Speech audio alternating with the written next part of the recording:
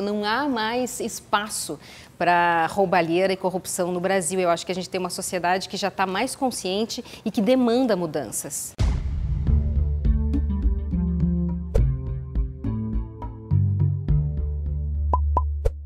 O Brasil vive um instante de crise e instantes de crise merecem diagnósticos, olhares, pesquisas e compreensões, não apenas, obviamente, para saber para onde devemos ir ou para onde podemos ir, mas também para entender por que chegamos a esse instante e, obviamente, a partir disso, facilitarmos a compreensão do nosso presente, com base no passado, olhando para o futuro. Maria Paula, você lança um livro em que faz um diagnóstico bastante acurado da situação que nós vivemos no país. E não é incomum lermos durante algumas das páginas do livro algo nos remetendo à condição de um gigante, de um país imenso, que tinha aparentemente encontrado um caminho e que de repente se perdeu. Para a gente começar essa nossa conversa, onde seria possível dizer que nós nos perdemos? A partir do momento em que a gente não usou todas as nossas possibilidades e ferramentas para avançar e, de alguma maneira, desperdiçamos alguns avanços recentes. Eu costumo dizer que eu sou de uma geração que cresceu ouvindo que o Brasil é o país do futuro, mas que, de alguma forma, ele nunca chegou lá. E já faz tempo que Stefan Zweig, o austríaco que veio morar no Brasil em 1941, fugindo do exército nazista, cunhou esse apelido do Brasil, o país do futuro. E eu acho que, de uma forma, nós já somos essa potência prevista pelo Zweig, no sentido que somos um gigante, temos terras férteis, temos uma biodiversidade maravilhosa, temos um povo empreendedor, temos recursos naturais, mas há uma recorrente má gestão no Brasil, uma má governança que faz com que os brasileiros, de alguma maneira, percam a esperança. Então, o meu livro, como você bem colocou na sua apresentação, ele olha para o passado para melhor entender o presente, mas de nenhuma maneira eu quero ser saudosista, porque estamos falando de apontar caminhos para o futuro. Eu acho que recentemente tivemos bons motivos para comemorar no Brasil. Nós nos tornamos de um desastre hiperinflacionário, uma das maiores economias do mundo. Nós nos tornamos o B dos BRICS, exatamente como o BRICS, os tijolos da construção, seríamos o motor dos países emergentes. Nenhum país antes de nós teve a chance de fazer Copa do Mundo e Olimpíada, uma seguida da outra. Para nós, isso foi, de certa forma, um reconhecimento internacional por todo o avanço social e econômico que vinha sendo feito. Nós diminuíamos pobreza, combatíamos inflação, o desemprego estava baixo. Havia toda uma esperança entre os brasileiros de que esse futuro finalmente chegaria. Só que a contradição entre 2 décadas nos mostra que o objetivo não foi alcançado, né? O desemprego voltou a subir, a gente teve uma recessão, a gente teve 2015 com uma recessão de 3,8%, em 2016 3,6% negativo de crescimento. E embora algumas pessoas afirmem que o pior já ficou para trás, que o Brasil se encaminha rumo a um futuro mais promissor, eu diria que há muito ainda a ser feito, especialmente com relação a combater a burocracia, combater severamente a corrupção, melhorar a educação, melhorar o investimento em tecnologia, melhorar o investimento de maneira geral. Eu acho que nós nos perdemos, respondendo a sua pergunta, quando tivemos muitas oportunidades com o boom das commodities, os investimentos estrangeiros diretos no Brasil sempre foram altíssimos, mas o que fizemos com todo esse aporte de recursos? Construímos pontes sustentáveis para o futuro? Temos estradas para escoar a nossa produção? Não temos. 20% quase dos grãos que vêm de Mato Grosso se perdem antes de chegar ao Porto de Santos por causa de estradas esburacadas. Não temos aeroportos de qualidade para os nossos 200 milhões de habitantes. Então, eu acho assim, o governo teve a oportunidade de continuar numa linha de crescimento e eu acho que isso, de certa forma, se perdeu. Nós investimos muito em consumo, as famílias se endividaram e não vi esses investimentos em educação, em tecnologia, em inovação e especialmente em infraestrutura. Isso falta para o nosso país. Esse ponto é um ponto que certamente a gente vai voltar, mas eu queria abordar uma situação associada a esse exemplo que você deu de nunca na história um país ter realizado, da forma como nós realizamos, 2 eventos esportivos na sequência, quer dizer, uma Copa do Mundo e uma Olimpíada, uma grudada na outra, o que representaria dizer, ou se a gente puder fazer essa analogia, a gente vai se lembrar que para apresentar a sua força, as cortes realizavam grandes festas ao longo da história e talvez até hoje realizem, né? Mas num instante em que as cortes valiam mais, as grandes festas eram realizadas para mostrar a força, para mostrar poder. Será que a gente realizou a festa antes de nos organizarmos? Será que a gente realizou a festa por realizar a festa? E aí, definitivamente, nós não tivemos a oportunidade efetiva de mostrar onde nós tínhamos chegado, mas sim aonde nós poderíamos ter chegado e, pelo visto, a gente perdeu o rumo dessa chegada? Bom, aí 2 coisas. A gente teve, de certa forma, um azar de que a Olimpíada veio quando a recessão e a crise já estavam presentes, as pessoas já começavam a sentir nos seus bolsos as dificuldades, e aí quando o problema chega no orçamento doméstico, as pessoas realmente vão para a rua e começam a protestar. Mas eu trabalhei para o Comitê Olímpico Internacional, na Copa do Mundo trabalhei na reportagem para a TV Globo e na Olimpíada trabalhei para o Comitê Olímpico Internacional. E foi bonito, eu te digo que foi muito bonito ver o Brasil sendo capaz de organizar uma festa do porte das Olimpíadas. A gente conseguiu seguir protocolos, no mínimo ali a gente mostrou que éramos organizados o suficiente para seguir o que outros países já haviam feito. E foi bom para os brasileiros em relação à sua autoestima, em receber o mundo inteiro aqui. O Rio de Janeiro, durante esse período, ficou uma festa. Mas é claro que depois veio novamente a decepção. Os estádios foram superfaturados, as arenas construídas para a Olimpíada, muitas estão abandonadas no Rio de Janeiro, não há um projeto de continuidade para o uso de alunos, de escolas, e é muito doído, é muito sofrido para os brasileiros ver que esse dinheiro que deixou de ir para hospitais, escolas, saúde pública, as pessoas protestaram muito. Será que vamos botar todo esse dinheiro no esporte quando temos outras mazelas nacionais? Não acho que a Olimpíada ia resolver os problemas do Brasil, mas era uma oportunidade para nos mostrarmos como um país moderno, como um país vibrante e que nós temos essa possibilidade de crescermos. Então, com relação à Copa e Olimpíada, eu acho que foi muito bom, por um lado, para a nossa autoestima de sermos capazes de realizar um evento desse porte, mas mostrou, por outro lado, a continuidade da corrupção entranhada em diversos níveis organizacionais do Brasil, e isso, claro, as pessoas não suportam mais. Então, o meu livro mostra um pouco isso. Não há mais espaço para roubalheira e corrupção no Brasil. Eu acho que a gente tem uma sociedade que já está mais consciente e que demanda mudanças. Nesse sentido, o grande mérito dessa obra, claro, é a obra. É colocá-la de pé, é escrevê-la, é lançá-la, é fazê-la, é apresentá-la. Mas é interessante também notar que 2 figuras acadêmicas muito respeitadas fazem textos de apresentação do livro, né? Albert Fischlow e Matthew Taylor. O primeiro, Albert Fischlow, fala em sair às ruas não funciona. E o Matthew Taylor usa uma sentença: o Brasil foi atingido por manifestações de rua. Ir às ruas não combina com parte expressiva daquilo que a gente vê de avanços na sociedade brasileira? Ou a gente deve compreender que nesse sentido e nesse instante a sociedade teve sim um protagonismo interessante, inclusive condizente com essa observação que você acabou de fazer de as pessoas não aguentam mais e quando não aguentam de alguma maneira se manifestam.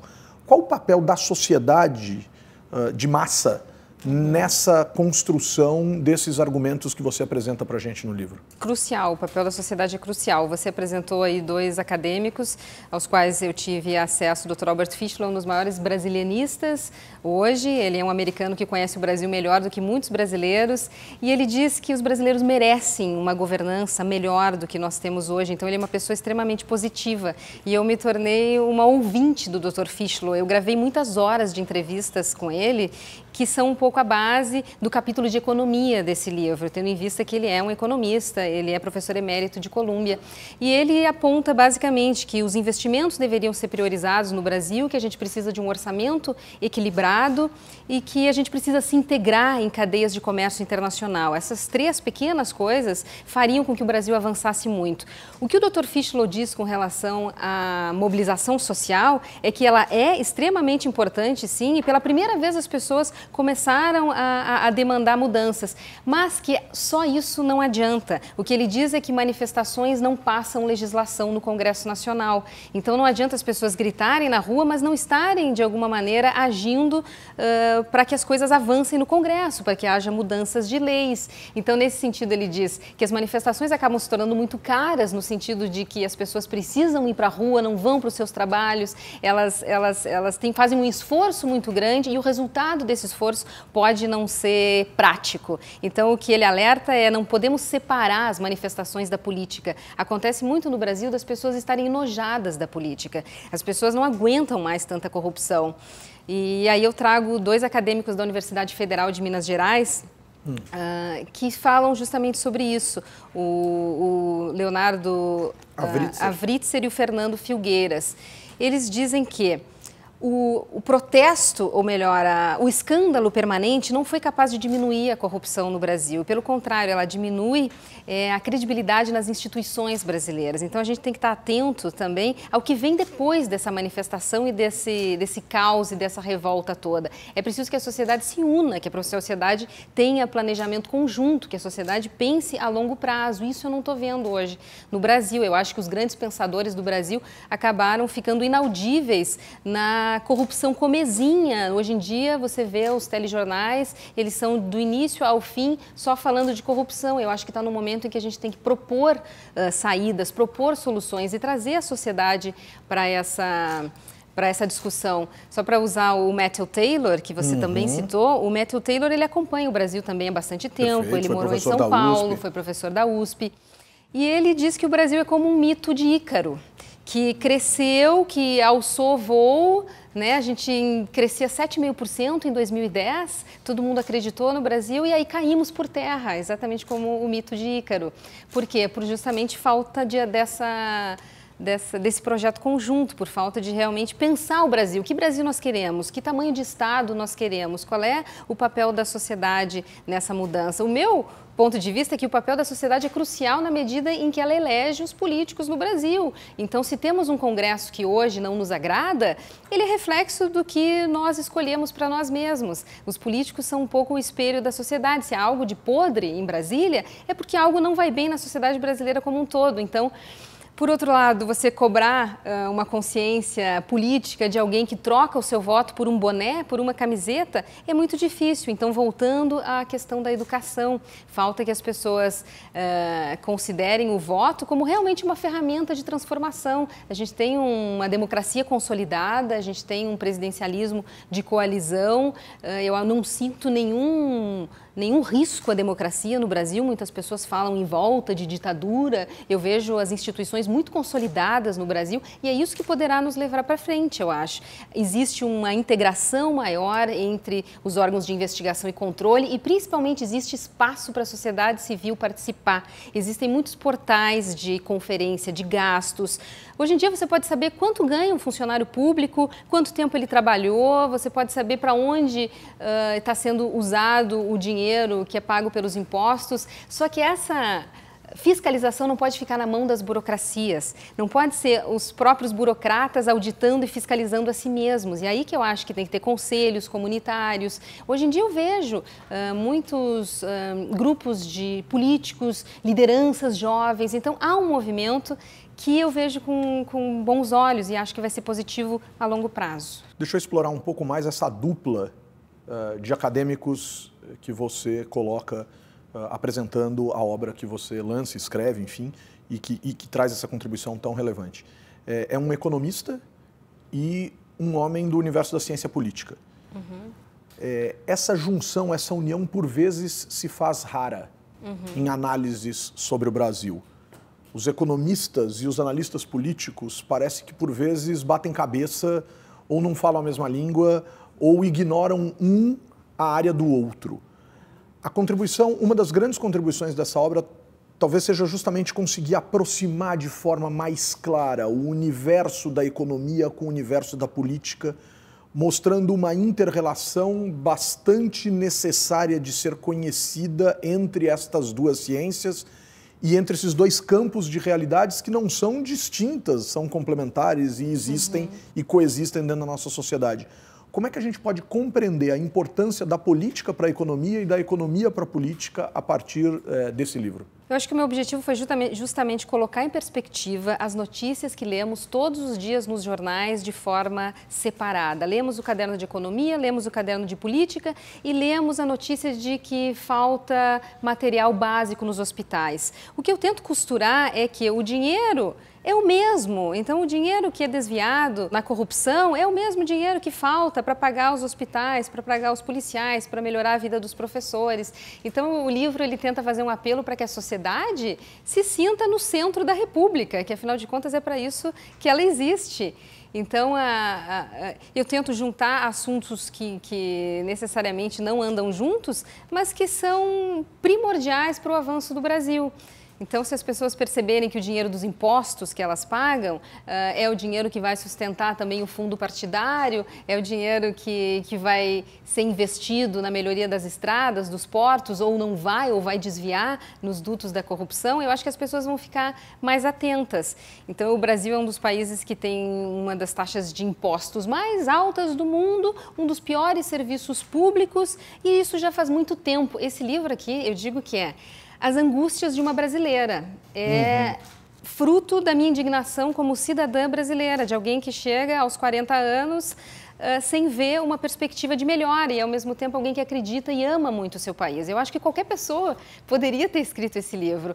No caso, como eu sou jornalista, o que eu fiz? Eu fui atrás das pessoas que pudessem responder essas perguntas. Por que na economia já tivemos governos progressistas, governos mais liberais ou tradicionais, se você quiser colocar assim, e o desafio econômico nunca foi resolvido? Por que nós diminuímos a pobreza enormemente? De 1990 a 2015, a pobreza diminuiu 72% no Brasil. É um número a ser comemorado. Por outro lado, a desigualdade não diminuiu. Então, a gente continua tendo uma desigualdade social imensa no Brasil e que é causadora de muitos transtornos. E qual é a nossa responsabilidade como cidadãos, no sentido de que estamos fazendo a nossa parte? Aceitamos a corrupção comezinha, pequena no nosso dia a dia, mas exigimos um país melhor e mais transparente? E aí eu incluí uma outra ciência que é a sociologia. Eu senti que eu precisava também estudar um pouco o comportamento do brasileiro. Aí eu voltei a alguns clássicos, como o Sérgio Buarque de Holanda, o Roberto da Mata, para compreender um pouco a formação do Estado brasileiro, oligárquico, construído de cima para baixo. As pessoas não foram perguntadas sobre a formação do Estado brasileiro, então, de certa forma, elas não participam. E o pior que eu vejo aqui, e que se mantém por séculos, é um padrão que mistura o público com o privado. Eu acho que isso é a maior contribuição do Roberto da Mata, de mostrar que as pessoas levam para suas vidas profissionais um pouco da amizade, sabe, do favorecimento, e eu acho que é isso que trava um pouco o Brasil. Então, eu acho que a gente tem que saber separar público e privado, sermos mais profissionais, termos uma administração pública mais profissional, com meritocracia, mas o Brasil está avançando nisso. Desde 1990, o Brasil é um país muito mais transparente, temos uma série de leis que vem melhorando. O livro ele não é negativo, o livro, pelo contrário, ele tenta mostrar alguns avanços, porque a partir daí eu acho que a gente consegue, pelo menos, motivação para seguir em frente. É que o livro organiza informações importantes para mostrar que ocorreram esses avanços e desafia, de maneira muito positiva, questões associadas ao futuro do país. Nesse sentido, eu acho que é importante a gente explorar um pouco essa questão da sociologia que você bem observou. Quer dizer, o livro aproxima a economia e a política, que por vezes parecem não dialogar, sobretudo em algumas análises mais restritas aos respectivos universos. Então o livro estaria entre uma coisa e outra, e essa contribuição é extremamente importante nesse sentido. E aí você traz essa questão da sociologia e cita autores que vêm desde a década de 20 do século passado até a década de 90 do século passado, sem desprezar, obviamente, esforços mais atuais, dizendo: temos problemas por conta de características dessa sociedade que precisam ser enfrentadas. Mas se nós lermos, por exemplo, alguns trechos de Raízes do Brasil, por exemplo, de Sérgio Buarque de Holanda, escrito na década de 30, sem dizer para quem está lendo, se este sujeito não conhecer a obra que está lendo, que é um livro de quase 100 anos, vai ficar a sensação de que esse livro é um livro escrito ontem, antes de ontem, há 10, há 5, há 3, há 20 anos, enfim. Em que medida esse desafio desses diagnósticos que são extremamente relevantes para a nossa realidade não parecem sempre voltar aos mesmos pontos, e aí não é um defeito, obviamente, da obra e do diagnóstico e da pesquisa, mas sim aonde a sociedade não consegue avançar em coisas que já estão ditas e diagnosticadas faz mais ou algo em torno de 100 anos. É inegável que qualquer obra que vá olhar para o Brasil acabe na colonização portuguesa e no resultado disso, que foi o que eu falei, que essa colonização portuguesa, como aconteceu no Brasil, ela criou um padrão capaz de turvar a diferença entre o público e o privado. É assim que o Roberto da Mata coloca essa questão. Mas, por outro lado, eu também não aceito que a gente vá ser assim para sempre, porque já tivemos séculos para depurar esse comportamento e melhorarmos. Aí eu comecei a ver que corrupção não é um problema do Brasil. Então, quando você vê que corrupção não é só um problema daqui, por que tem corrupção nos Estados Unidos, na França, em países com democracia avançada e consolidada? Aí eu encontrei um ministro do Superior Tribunal de Justiça, chamado João Otávio Noronha, que me deu uma resposta que eu achei bacana. Ele disse: Maria Paula, o ser humano é um ser pensante, racional, capaz de fazer o mal em detrimento do bem em qualquer lugar em que estiver. Por isso, há corrupção em todos os países e ela é um problema transnacional e é tratado como tal, especialmente a partir dos anos 90. Então, depende de nós, como tu disseste, mas aí depende, de novo, da educação, depende de um projeto que dê mais condições para os cidadãos. O brasileiro é oprimido, o brasileiro vem passando anos de opressão. É por isso que quando tivemos um presidente da República que pela primeira vez veio da esquerda e das camadas populares da sociedade, houve muita esperança no Brasil de que as coisas avançariam. E aí, mais uma vez, nós tivemos esse ciclo de esperança e decepção. E eu acho que isso está trazendo um pouco de cansaço para as pessoas. Eu temo que os brasileiros desistam da luta. O dia em que eu fiquei bastante preocupada foi quando surgiram as denúncias, depois do impeachment de Dilma Rousseff, denúncias a respeito do atual presidente Michel Temer. As pessoas não foram para a frente do Congresso, as pessoas não foram demonstrar sua insatisfação, ou pelo menos que estavam atentas a isso. Talvez por um cansaço de que tiramos um e colocamos outro. É o que diz o Alexander Steele. Ele escreve aqui na orelha do meu livro, ele diz assim: será que o Brasil vai superar a crise atual, beneficiando-se finalmente da enorme faxina, solucionando o problema da corrupção e recuperando seu potencial econômico? Ou ficará preso num ciclo de frustração, chutando para fora um partido político até descobrir que o próximo é tão ruim quanto o primeiro? Então, eu acho que existe um problema de representatividade, as pessoas não se sentem representadas. Precisamos de uma reforma política eficiente que facilite a entrada dessas novas lideranças, da maneira como as coisas, as regras estão hoje. Os políticos que estão em Brasília continuam em Brasília, é muito difícil uma renovação. Então, eu acho que precisamos de reformas estruturais, as reformas que não foram feitas ao longo dos últimos 10, 13 anos, que ficaram pelo caminho, né? A reforma do Código do Trabalho aconteceu, poderia ter avançado mais. A reforma da Previdência, o próximo presidente terá que fazer, indubitavelmente. Então, eu acho que falta discussão no Brasil, especialmente, sobre quais são os reais problemas e como poderemos avançá-los. Se você não discute sobre os problemas, é difícil que as coisas mudem. Você fica apenas dependendo de políticos que estão legislando em causa própria, eu diria. Bom, Maria Paula, a gente tem 3 conclusões muito claramente presentes na obra. 2 delas dizem respeito mais ou menos aos seguintes termos, né? A gente precisa de uma depuração dos nossos costumes e de uma reorientação dos nossos valores. O Guilherme Janesti da Fonseca, num documentário sobre a obra do Darcy Ribeiro, O Povo Brasileiro, que é uma obra também bastante emblemática e significativa para todo esse conjunto de percepções acerca do Brasil, diz que um dos grandes desafios do Brasil é apurar a nossa convivência sem perder o fogo dos afetos. As 2 colocações, tanto a dele quanto a sua, parecem convergir para um sentido comum. E você complementa com uma terceira questão que é muito importante, que diz que nós precisamos das novas lideranças. Aonde nós podemos ter expectativa em relação a novas lideranças diante dessa nossa realidade? Acho que existem já grupos de renovação da política, poderia citar uns 3 ou 4 nomes, pessoas que estão debatendo os problemas, grupos de WhatsApp, a tecnologia já ajuda muito em relação a isso. Então eu vejo que há uma demanda e há uma vontade, mas como eu já te falei, essas pessoas elas vão concorrer com aqueles que já estão dentro do sistema. E o sistema político brasileiro, do jeito como ele está colocado, ele facilita muito mais a manutenção daqueles políticos. E eu falo isso depois de conversar com muitas pessoas do tecido social do Brasil. Porque o que eu fiz? Eu peguei as questões que pulsavam dentro de mim, um bloquinho, uma caneta e viajei. Eu sou repórter, então eu fui no Senado, na Câmara, na Academia, no Judiciário. Então o que eu escrevi aqui é um pouco o resultado de todas essas conversas. E elas me apontam que há possibilidades e que sim, é possível uma reconstrução do Brasil. Eu escolhi esse título justamente para que as pessoas sintam de que o poder está na mão de todos como sociedade. Espero realmente que tenhamos uma renovação no Congresso Nacional. Nesse momento é muito incerto o que vai acontecer, não sabemos nem quem são os candidatos, uma vez que a campanha no Brasil ainda não começou.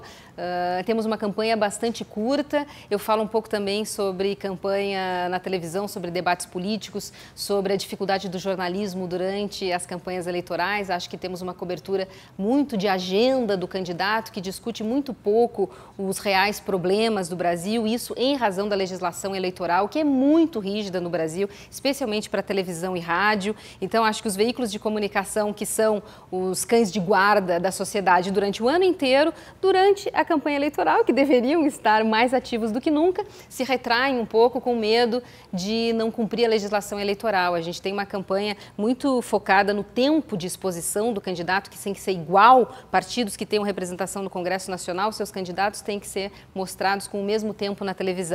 Os editores, eles ficam mais preocupados em não dar 2 segundos a mais para um ou para outro do que realmente deixar o repórter livre para fazer as perguntas que interessam. Aí já colocando um pouquinho do papel da imprensa como ferramenta da democracia, até porque esse livro nasceu na Escola de Jornalismo de Joseph Pulitzer, que tem esse viés do jornalismo como um papel social. Essa primeira parte do seu livro, quando você faz a sua introdução ao livro, existe, claro, um grande orgulho de ter estudado nessa escola e uma grande percepção dos valores fundamentais do jornalismo para o desenvolvimento da democracia. Em que medida você entende e acredita que exista, a despeito desse rigor legal que existe sim e que precisa ser debatido sim, mas de forma mais ampla e olhando de maneira mais estendida, de que maneira a gente pode compreender que a imprensa brasileira efetivamente tem um compromisso com uma lógica de liberdade de imprensa e efetivamente consegue cumprir o seu papel dentro da nossa democracia?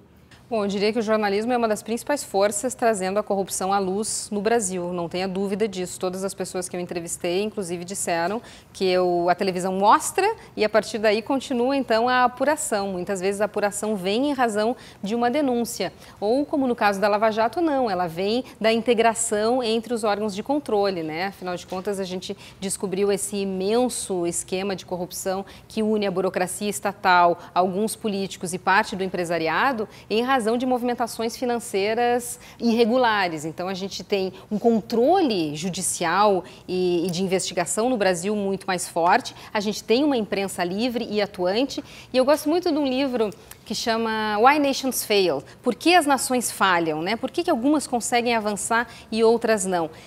E a principal razão daquelas que conseguem avançar são as instituições fortes. E as instituições fortes não são apenas os 3 poderes da República, mas também um jornalismo forte, atuante, livre, comercial, independente. E segundo o Márcio Porto, que é um dos estudiosos de comunicação do Brasil, a gente tem, com o fim da ditadura, a gente recuperou esse papel de cão de guarda da sociedade no jornalismo brasileiro. Acho que a imprensa brasileira faz um bom trabalho de investigação. Você lembra desde o tempo da presidente Dilma Rousseff, ela cortou 6 ministros depois que aconteceram denúncias de irregularidades em relação a essas pessoas. Acho que a Lava Jato, ela toma conta dos noticiários.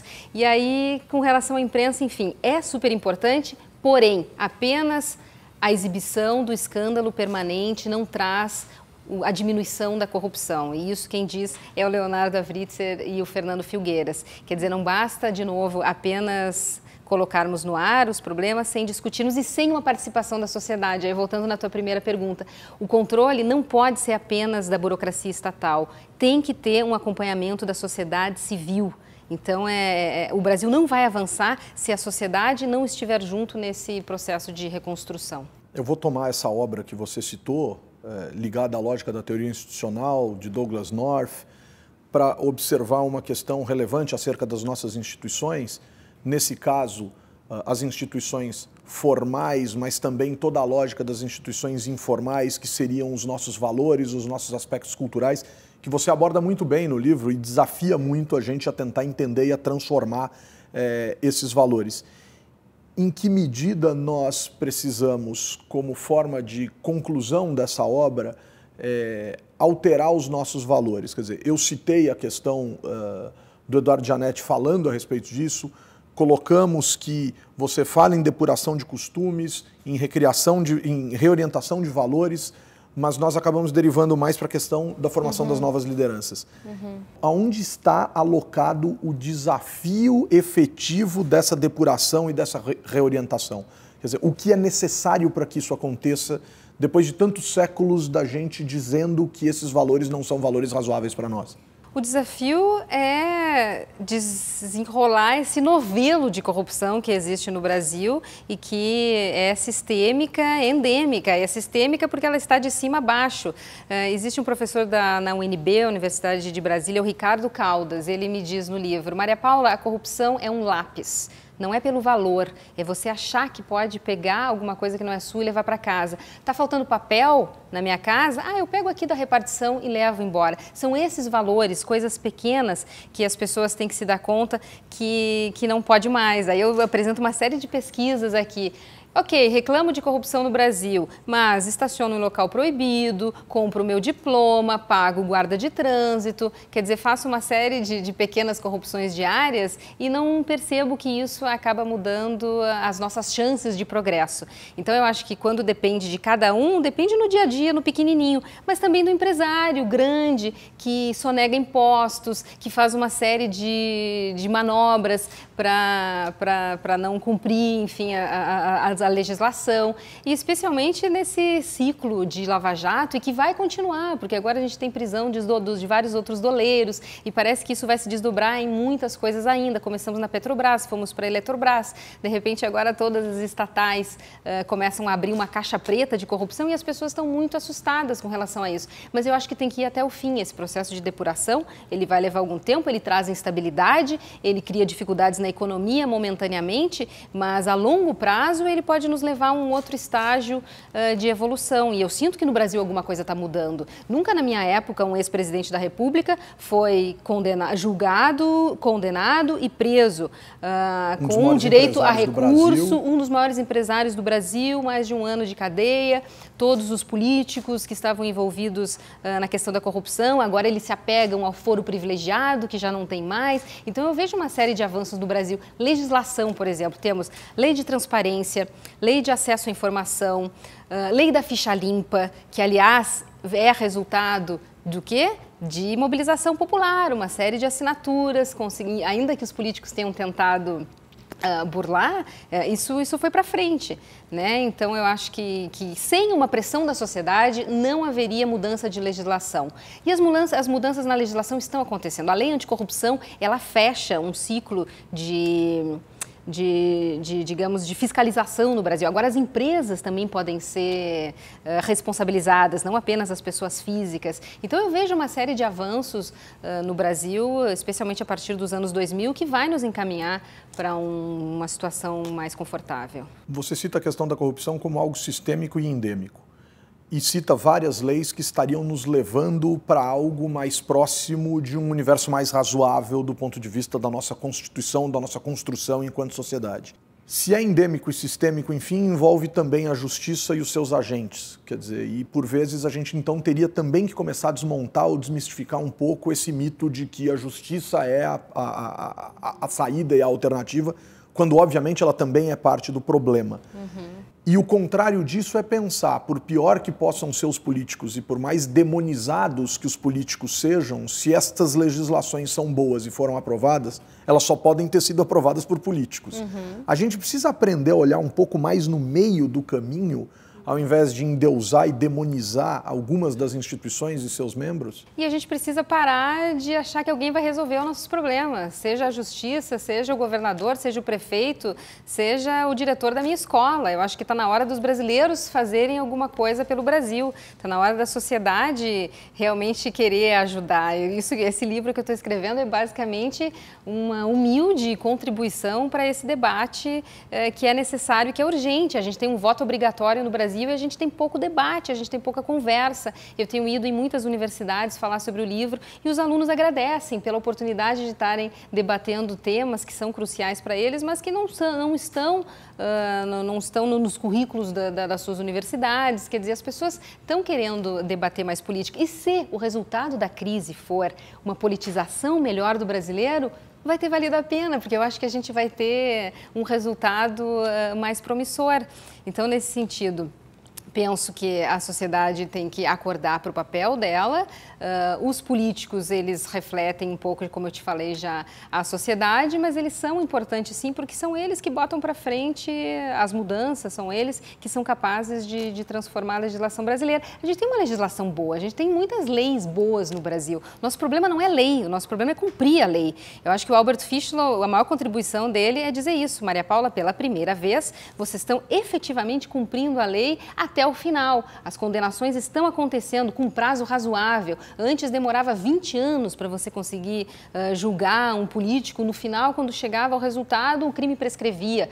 A questão da impunidade no Brasil precisa mudar. Não é a dificuldade digamos assim, não é mais polícia, mas é a certeza da impunidade. A partir do momento que a pessoa saber que se ele fizer alguma coisa errada, ele vai ser preso, ele vai ser julgado, ele não vai cometer. Eu acho que no Brasil foram muitos séculos de oba-oba, de não dar nada, né? Usando uma expressão bem comum, bem popular. E pela primeira vez, não. Opa, as instituições começam a funcionar. Existe um recado muito claro para os políticos, para os empresários: estejam mais atentos, sejam mais espertos, porque as instituições estão aí e as leis existem, tem um arcabouço de legislação que é igual para todo mundo. Eu acho que essa é a questão que começa a mudar no Brasil. É esse paradigma que tem que mudar, que a lei é igual para todo mundo, para o cidadão comum, assim como para um ex-presidente da República. Se isso continuar, se isso for para frente, ok, existe agora toda a questão dos processos que chegam ao Supremo Tribunal Federal, a Justiça de Primeira Instância ela é rápida, ela está mostrando resultados, então agora existe uma cobrança em cima, sim, da Suprema Corte. A Suprema Corte é confiável? Poxa, ela é a Suprema Corte do Brasil e, teoricamente, uma vez que os ministros foram apontados, eles deveriam cortar o cordão umbilical com quem os indicou. É isso que o Matthew Taylor diz. Ele diz: Maria Paula, olha o que fez Joaquim Barbosa no Mensalão. Ele havia sido indicado pelo presidente Lula e ele quis condenar todo mundo por quadrilha. Aí depois veio o julgamento dos embargos infringentes, a gente sabe que a condenação por quadrilha caiu. Eu costumo dizer que o Brasil ele dá um passo para frente e dois para trás, mas espero que podemos avançar, sim. Maria Paula, muito obrigado pela entrevista no Brasil. Eu que agradeço.